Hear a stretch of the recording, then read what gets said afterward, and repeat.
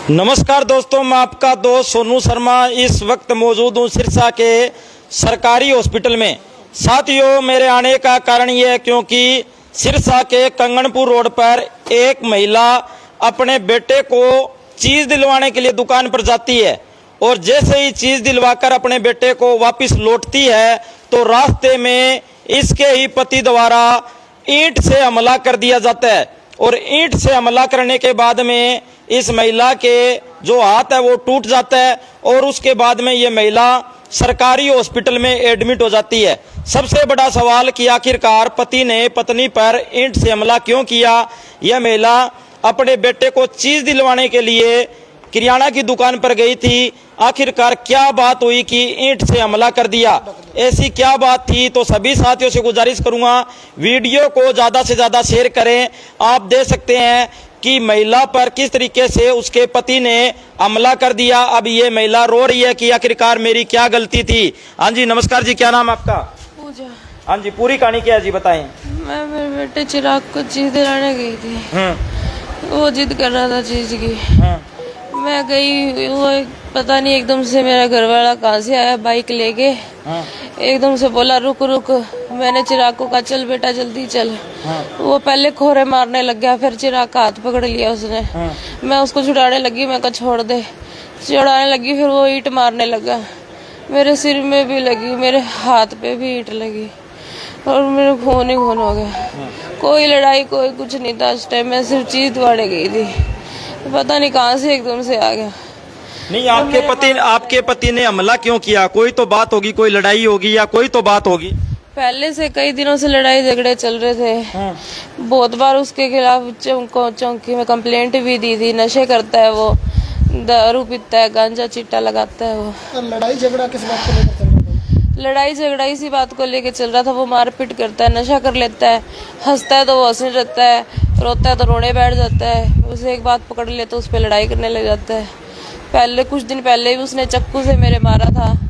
उसके बाद भी सभी ने राजीनामा करके पुलिस वालों ने कहते कोई बात नहीं। अब एक दिन रात को कुंडी सोटा लेके मेरे पीछे पड़ गया और कस्सी रख ली पास में। कहता तेरे को इससे मारूंगा और यहीं गाड़ दूंगा। कहता तेरे को कहीं नहीं जाने दूंगा, यहीं गाड़ के यहीं रखूंगा तेरे को। और उसके बाद अगले दिन फिर ऐसी लड़ाई हुई। रात को 2:30-3 बजे पुलिस भी बुलाई थी 112 फोन करके। वो भी आए, उन्होंने उसको समझा दिया और बोले अपनी माँ के घर रहना, आपने यहाँ आना नहीं है। तब से मैं मेरी मम्मी के घर ही रह रही हूँ।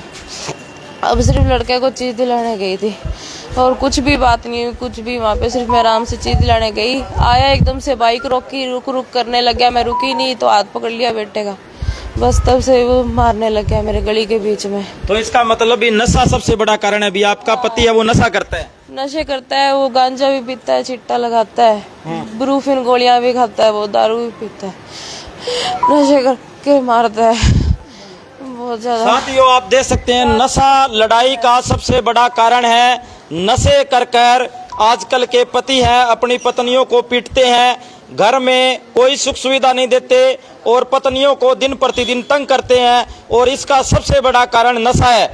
आप देख सकते हैं कि एक पत्नी अपने बेटे को सामान दिलवाने के लिए, चीज दिलाने के लिए किराना की दुकान पर जाती है तो इनका पति पीछा कर इनके ऊपर ईंटों से हमला कर देता है और उसके बाद में ये सरकारी हॉस्पिटल में एडमिट हो जाते हैं और इनका हाथ है वो टूट जाता है। अब ये रो रहे हैं, हैरान है, परेशान है और कह रहे हैं कि आखिरकार मेरी क्या गलती थी। हाँ जी, और क्या कहना चाहोगे? और उसने अभी भी मेरे को यही कहा है, कह रहा अब ईंटों से तू बच गई ना तो जहाँ भी मिलेगी ना वहीं तेरे को मार दूंगा, तेरे को जान से मारूंगा, मैं छोड़ूंगा नहीं तेरे को, ऐसे भी कह रहा था। जान से मारने की कोशिश कर रहे हैं। हाँ जी, आप क्या कहना चाहोगे जी? मैं तो जी यही कहना चाहूंगी, बहुत परेशान हूँ जी, मैं बहुत ज्यादा दिक्कत में हूँ। नशा कर लेता है, सारा घर का सामान बेच दिया, लड़की को मार कूट करता है, नशे में सब कुछ खत्म कर दिया जी। 2 छोटे छोटे बच्चे हैं, दरखास्तें देते हैं, सारा कुछ करते हैं, पुलिस वाले कहते हैं आपकी लड़की को घर रख लो, बच्चों को घर रख लो। आपने समझाने की कोशिश नहीं की जमाई को? बहुत कोशिश की जी, पंचायतें भी की हैं, सदर थाने में कम से कम 10 दरखास्तें, महिला थाने में भी 10 दरखास्तें दी हुई हैं, कोई कार्रवाई नहीं हुई जी।